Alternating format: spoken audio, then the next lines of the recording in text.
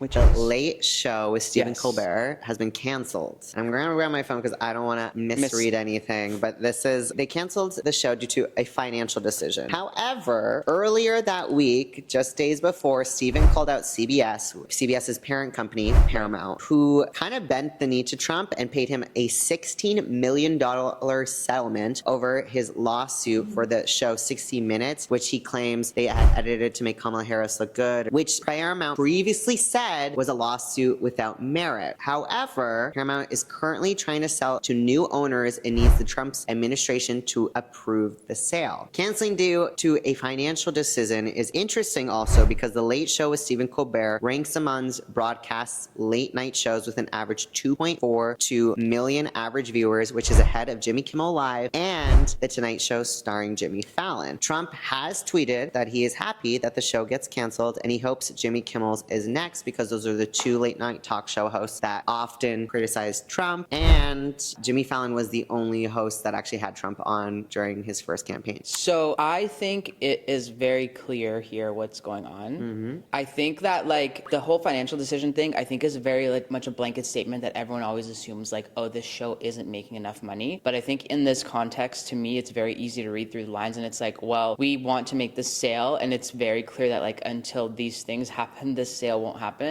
And it is in our best financial interest for this sale to happen. So I think it's directly correlated to that. Yeah, but then my thing as like a viewer is like, oh, you had 16 million to give to someone who's already really, really wealthy. Yeah, but now again, you're struggling to have money to keep the show. I don't think they're struggling to have money to keep the show. No, I think know. It's, yeah, I I'm think saying like just say what it is. Yeah, and but I think they can't. it's kind of censorship. It is as censorship, well. and I think if anything, this should be more alarming to people that like we're not allowed to sell our company unless the government approves it, but the government won't approve it because they don't like our content. Yeah. Like that's insanity. Yeah. And also the fact that they just paid him out 16 million because they need that to close for the sale, right? Like no one's gonna buy a company that's in the middle of a lawsuit. That's just not gonna happen. So the other thing is, I think very interesting, that sign always says freedom of speech, but the freedom of speech doesn't apply when it's from an opposing party. Yeah. And I think that's something that I find very frustrating, especially in this time where like I think media is such a great tool to listen to other perspectives, and like if you can have debates where it's like just listening to facts and opinions, I think that's great. I